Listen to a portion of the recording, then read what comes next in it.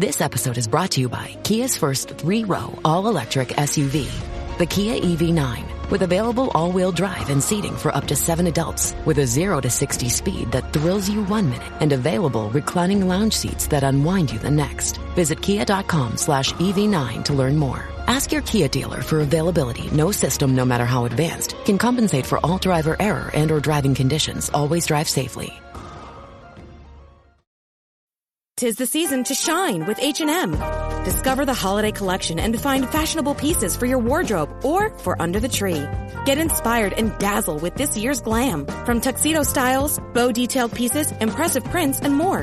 From unforgettable looks to unforgettable gifts. With fashion finds to home decor, find it all at H&M.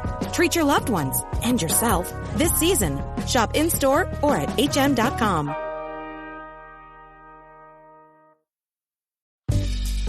Level up your listening with Bose Quiet Comfort Ultra earbuds and headphones. With immersive sound and world-class noise cancellation for a not-so-silent night.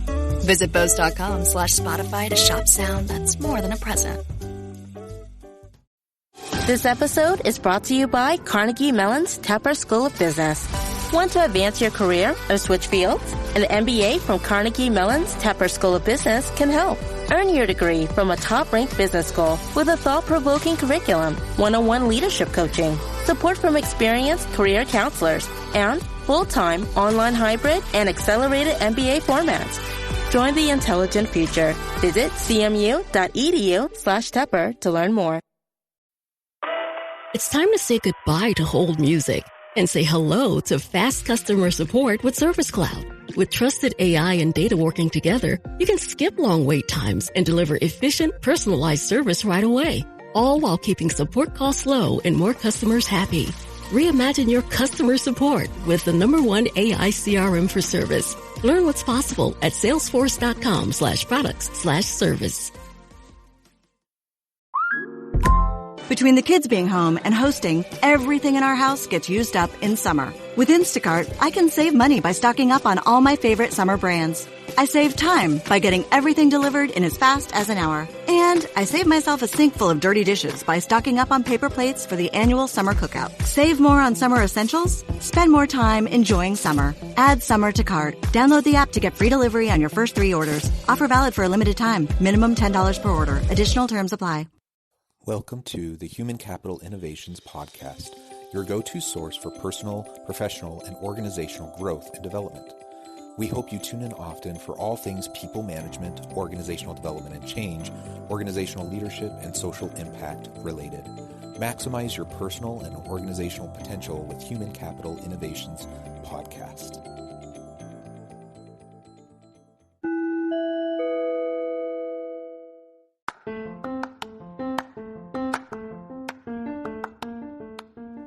Welcome to the Human Capital Innovations Podcast. In this HCI podcast episode, I talk with Robert Kohlhepp about how to shape a corporate culture upon which excellence is the standard.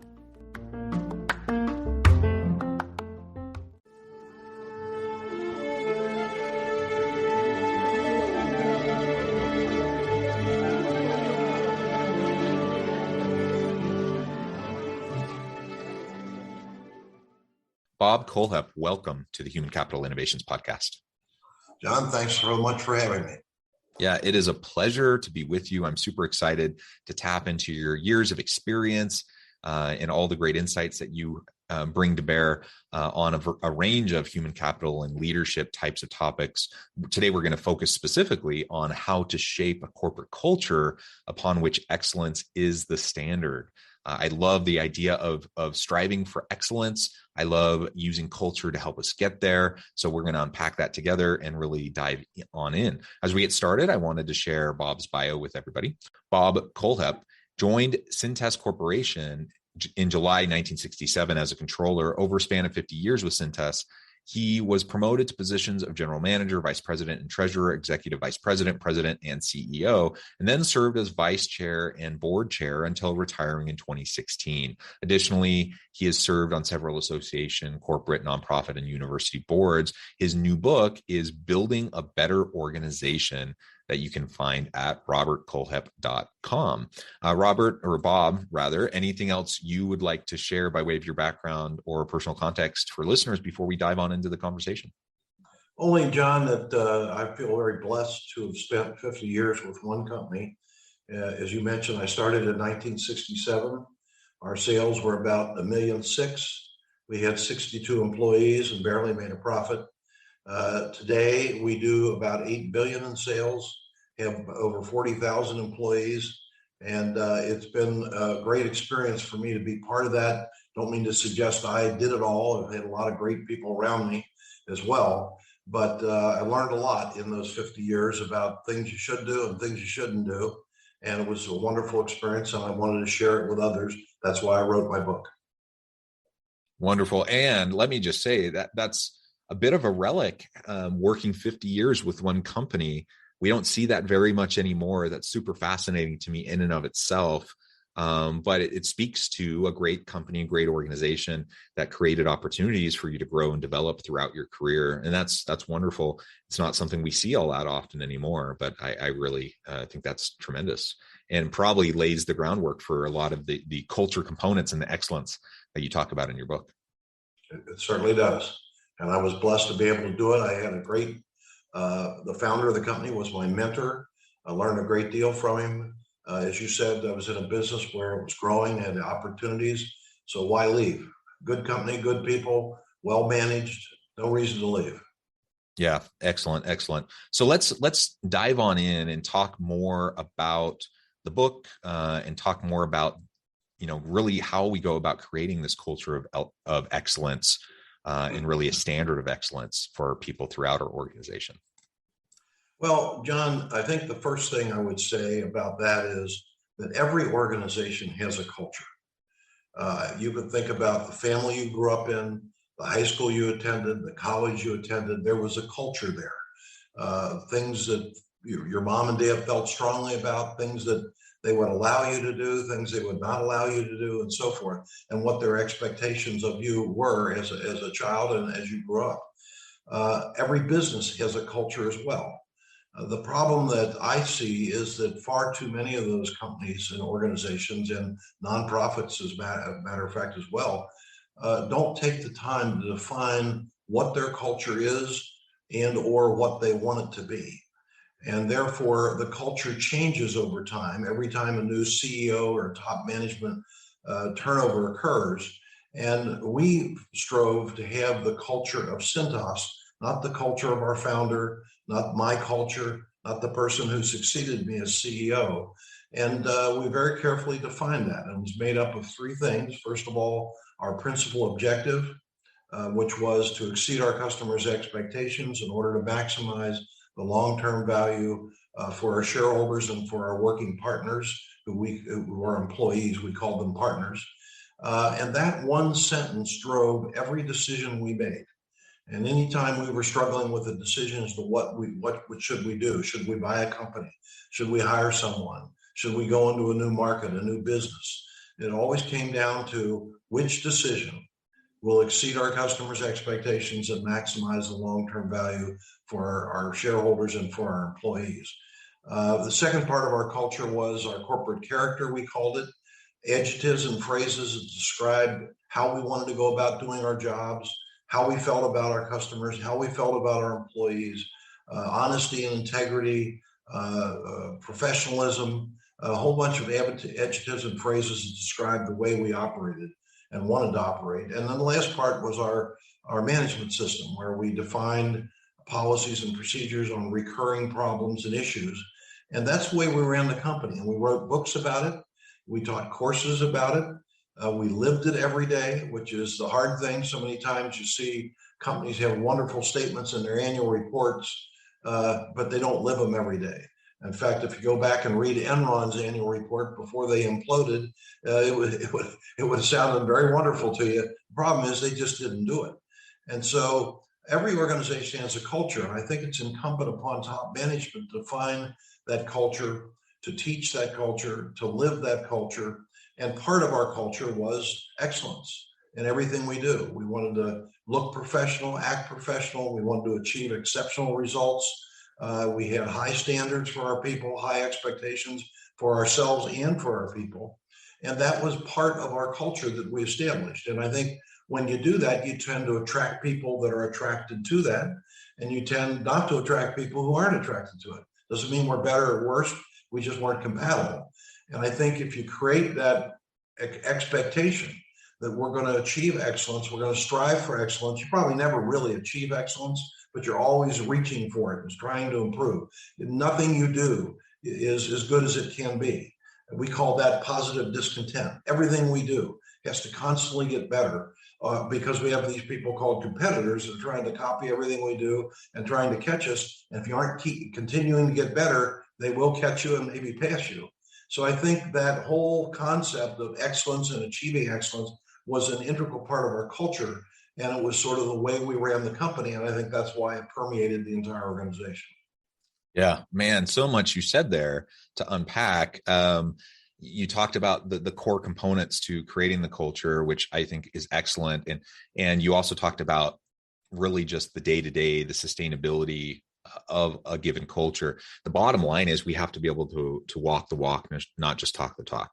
So pretty much any organization of any size has a really nice mission statement, a really nice value statement, vision statement. They put that on their website. They may even talk about it some in recruitment materials and onboarding and some of those sorts of things. But the real question where it comes into play is, what do your people observe you as a leader doing day in and day out? And are you acting in consistent ways with the desired aspirational culture? And if you are, then it will get more deeply ingrained and embedded throughout the organization, throughout the various layers and all the different teams. If you don't, people will recognize it as just this nice PR spin and nice words, but don't actually have any meaning. And they're ultimately going to follow along with what they see their leaders doing. So you gave the Enron example. It's a tremendous example. And people always talk about Enron and the accounting and the cooking the books. But what often doesn't get talked about is that Enron had a super sick culture in a variety of ways. They were super sexist. They were hyper competitive to the point where people inside of Enron were undermining each other in unproductive ways. It was a very sick, unhealthy, psychologically unsafe culture beyond just the unethical cooking of the books components that ultimately led to its downfall. And so, you mentioned every organization has a culture. You're absolutely right. And every organization has to make the decision. Are they going to just allow a culture to organically emerge that may not actually align with their strategy and what they want to have happen in the organization? Or are they going to be proactive about it and really try to drive the type of culture that they want through the policies, practices, and procedures of the organization, through how leaders model behavior for their people, and all of the consistency, what needs to be consistencies over time in order to really have a strong culture take hold. If we don't do that, there will be a culture emerge, and it will often be unhealthy. It will often be psychologically unsafe. And ultimately, people get exploited and used and chewed up and spit out in that kind of an environment. And that's not what we want in a successful organization. I couldn't agree more. And I think the other thing I would add to that is that how does management react when something happens or someone does something that is out of sync with the culture? Do you just walk by it? Or do you confront it and deal with it and explain to someone why that behavior isn't what we're all about? It isn't what we believe in. It isn't the way we operate. And so that happened frequently in our company when someone would do something that was out of sync with our culture. When we would make an acquisition, we would, if it was any size, we would bring the entire management team of the acquired company into our corporate office, and we would teach them our corporate culture, what it was about, what it meant, example after example of how it manifested itself. And then I would say to everyone in the room, I'd say, now look, we understand that you can't just flip a switch and in one day or 1 week or 2 weeks be totally compatible with our value system and our culture. It's going to take time. It's going to take explanation from your immediate superior. It's going to take you watching and seeing how we function and how we operate. But then I would say to him, but after about 6 months or 9 months, you need to make a decision. Get on the bus or get off the bus. We run this company the way we say we're running this company. And if you can't function in this company consistent with that value system, then we're not going to be happy with you. You're not going to be happy with us, and you should get off the bus. And the other thing too is that culture has to be enduring. A good example of that is if you think about what Lee Iacocca did at Chrysler many years ago. Came into Chrysler, it was floundering. He completely turned the company around, just fired just about every executive in the company, brought in a whole new management team, took Chrysler's products and completely re-engineered the way they create new products. And he took Chrysler from an average at best company to an outstanding company. If you remember his ad, he used to say, if you can find a better car, buy it, because he was so confident that his cars were the best cars out there. But what happened when Lee Iacocca left? The company went right back to where it was before. Why? Because it was Lee Iacocca's culture. It wasn't Chrysler's culture. And that's something we work very, very hard to do. Our founder's name was Dick Farmer. It wasn't his culture. I succeeded him as CEO. It wasn't my culture, or the person who succeeded me as CEO. It's Cintas's culture. And even though I've retired in 2016, been gone for over 5 years, they still operate exactly the same way they did when I was there, because it became our culture, Cintas's culture, and we eradicate people who are out of sync with it.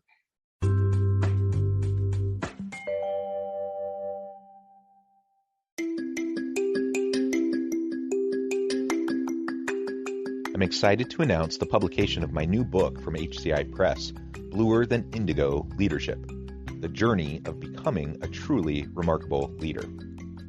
Early in my adult life, I learned about an Asian proverb that translates as bluer than indigo. If you think about the color indigo, it is a brilliant, deep, and vibrant blue, what some would call the bluest of blues. To have something that is bluer than indigo is rare and truly remarkable. Contrary to popular myth, there is no one-size-fits-all or cookie-cutter approach to effective leadership. There's no silver bullet, no secret sauce, no go-to model that will solve all of our problems. The truth is, great leaders have all had their unique strengths and flaws, and have all had to discover and then pave their own distinctive path in their life's journey to fulfill their leadership potential. Bluer Than Indigo Leadership will help you discover your own path and explore those ordinary, everyday actions that will help you respond to an uncertain future and produce extraordinary results for individuals, teams, and organizations.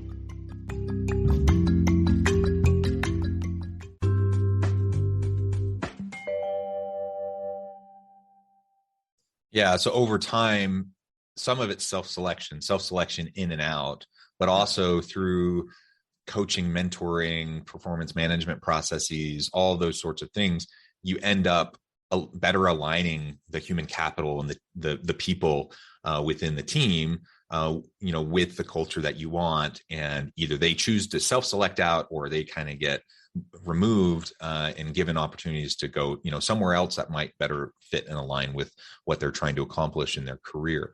That is one of the hallmarks of a really great culture, is that it's thoroughly embedded like that, so that you can over time have that kind of an alignment. Something else you mentioned just a few minutes ago, the reality that this doesn't happen overnight. This really is a long-term proposition, and that sometimes is kind of, this kind of long-term perspective and mentality sometimes is a bit of a dirty phrase or dirty word in corporate culture, because we're so focused on quarterly earnings reports. We're so focused on immediate, stock prices and earnings and those sorts of things, that we can fall into the trap of just being super short-term oriented. We need to take a long-term approach, which will also produce good outcomes. There's lots of research on this that, taking the long-term approach will help you have better engaged, more productive employees when you have that healthy kind of a culture. But it's not going to change overnight. You can't flip the switch. This is something you're going to have to be committed to over an extended period of time. And with the Chrysler example, like you said, versus the Cintas example, you have to find ways to embed it and institutionalize the culture so that it doesn't just go away once you have an executive change. Yep, absolutely. And one other thing I would add to what you just said is that when we hired people, we were extremely meticulous in our hiring process. We spent half the time in an interview determining, is this person capable of doing the job we're about to hire them for? We spent the other half of the time determining, is this person compatible with our values, our culture, and the way we run this company? Because if they aren't, we're not going to be happy with them. They're not going to be happy with us. And we did that by asking a lot of behavioral questions. Questions like, what's the hardest decision you ever made in your life? Tell me about it. How did it turn out? Who's the best boss you ever had? Why? Who's the worst boss you ever had? Why? And so we'd ask all these behavioral questions to determine, when confronted with a certain situation, how would this person react? If we didn't, we'd have 6, 7, 8 people interview every applicant. And if all 8 of us didn't agree that this person should be hired, we didn't hire them. Very meticulous in hiring, and also making very, very sure that the person we were about to hire was going to fit into our company and our value system. Yeah, and that culture alignment is a really key point. The culture fit and organizational fit. Now, I will just give the caveat that we have to be careful, because sometimes people use the idea of fit as a catch-all kind of an excuse that will allow them to exclude certain populations in illegal types of ways, but they just frame it up as fit, and it's not a culture fit or it's not an organizational fit. So we need to be careful of that. But generally speaking, looking for that alignment is key. And I've done a lot of research in this area myself in terms of person-organization fit, person-job fit, values congruence, those sorts of things. And when that congruence is there, people thrive. And you mentioned it, that it's not only to the benefit of the organization, but it's to the benefit of the individual. So if someone doesn't meld well with their team or with the organization, they don't have that values congruence, they don't have that person-organization fit, that person-job fit, they're not going to be as successful as they otherwise could be. They're not going to be as successful in their career, and they're better off being somewhere else, right? They're better off pursuing their career in a different organization that better aligns with what they're going for. So we're doing them a favor, we're doing our organization a favor, and ultimately, if we can remember that will, allow us over time to have that better alignment and have, a real organization of excellence, as you mentioned. So I want to zoom in on that excellence piece a bit. You've already talked about it a little bit. Why did Cintas choose excellence as that focus in terms of culture? Because some organizations will focus on things like diversity, equity, inclusion. Others will focus on customer centricity and customer focus. There's a whole range of different types of values that an organization might choose in terms of trying to push forward a great company culture. What was it about Cintas that you landed on excellence as that kind of driving force behind the culture you wanted to create? Well, I think it was the recognition that in order to be a successful firm over the long term, and in order to be the leader in your field, you have to strive for excellence, because you got people like many competitors that are out there trying to copy everything you do, outperform you with the customer, outperform you financially in every other way. And if you were competing against a horrible team every week, I guess you wouldn't have to have excellence to be successful. But in business, it's sort of the last bastion of survival of the fittest.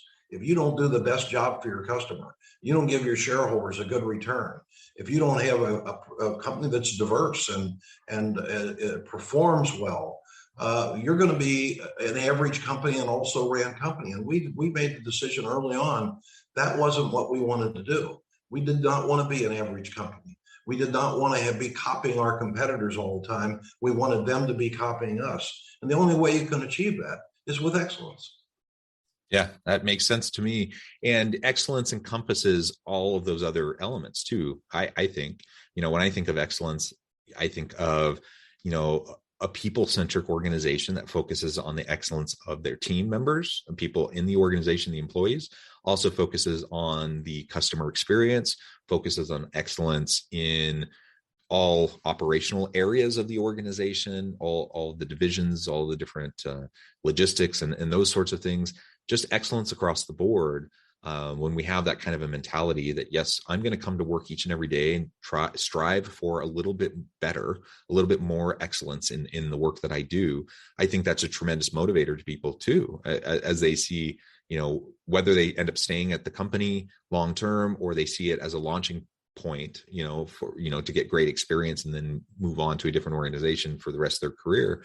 It's a win for the organization. So I love the focus on excellence, and I think that speaks very highly to the work that you did as a leader and your predecessor as well. Bob, I note the time. I'm going to have to let you go here in a few minutes. Before we close, though, I wanted to give you a chance to share with listeners how they can get connected with you, find out more about your work currently, your book, those sorts of things, and then give us a final word on the topic for today. Okay. Well, John, I have a website called robertkohlhepp.com, where I have all the podcasts I've done and a number of articles that I've written, as well as the ability to buy my book, Build a Better Organization. And my book is available through that website. It's also available on Barnes & Noble and Amazon. And I guess I would say the thing that comes to my mind is the whole people aspect that you talked about. If you think about our principal objective, and I would have this discussion when we would teach the principal objective, there are three constituents. There are our customers, our shareholders, and our employees. And I would always ask the audience this question: if you had to put them in some order, what order would you put them in? And it was sort of a trick question. And I would tell you that most of the time, the response I got was customers first, employees second, shareholders third. And I would ask this question. I would say, now let me ask you, if your route force, the service salespeople that drove our trucks that interfaced mostly with our customers, I said, if you had unhappy service sales representatives, could you possibly have happy customers? And they all of a sudden said, I guess you couldn't. And I said, well, one isn't any more important than another, but happy employees yield happy customers that yields happy shareholders. The people in your organization are the most important thing. You heard the term, people are your greatest asset. Too many companies don't really treat them as their greatest asset. And so we not only measured customer satisfaction, we did annual employee engagement surveys to know how happy were our people. And when we would do an engagement survey and we'd find that our people weren't quite as happy at a particular location as they should be, guess what? The customers weren't as happy.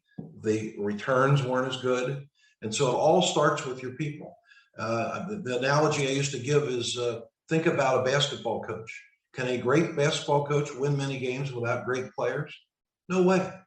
You got to have great players and a great basketball coach. And so the focus has to be on your people, number one, in my opinion. And then if you have that concept of excellence, you'll produce good returns and you'll have happy shareholders. But it's all about, business is all about people. Running a nonprofit is all about the people who surround you, the people you bring into the organization, how engaged are they, how motivated are they? And so people, it's all about people. In fact, one of my criticisms of college, I was on the board of a college for many years, is they teach about things. They don't teach about people. How do you call somebody in your office that you're unhappy with, have them chew them out and have them leave saying, I got to do better, rather than I hate that SOB? Okay, that's something we ought to learn in college. You don't learn that until you screw it up a few times. And so the whole people aspect of business and of running a nonprofit into organization should be taught far more in school than it is, in my opinion. Yeah, well said. I completely agree. I'm a 100% believer in focusing on the human capital of an organization and investing into the people. Bob, it has been a real pleasure. I encourage listeners to reach out, to get connected with Bob, check out his book. And as always, I hope everyone can stay healthy and safe, that you can find meaning and purpose at work each and every day. And I hope you all have a great week.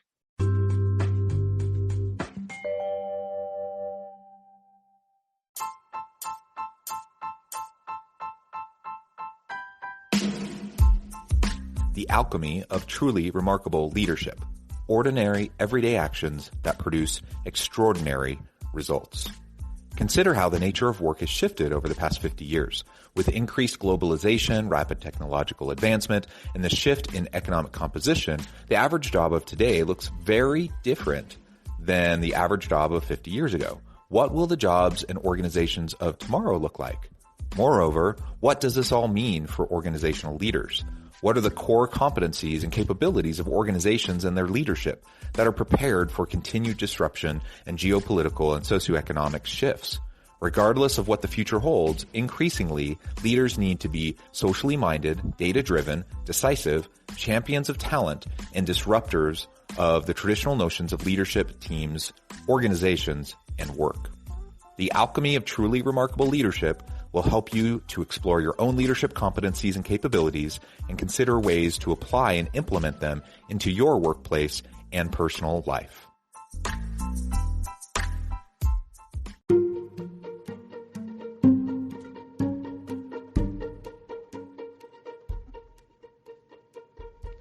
Check out Human Capital Innovations magazine, Human Capital Leadership. Human Capital Leadership is a free, interactive e-magazine with the mission to help individuals, leaders, and organizations find innovative approaches to maximize their human capital potential. We publish issues quarterly in August, November, February, and May. Take a look at the latest issue and let us know what you think.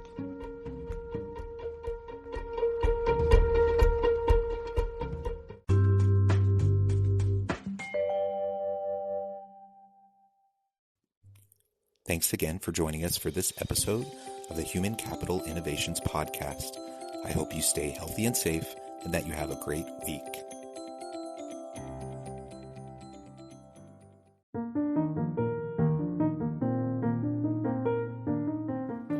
Check out our new weekly LinkedIn newsletter, Alchemizing Human Capital, exploring industry trends via original research and interviews with executives and thought leaders from across the globe.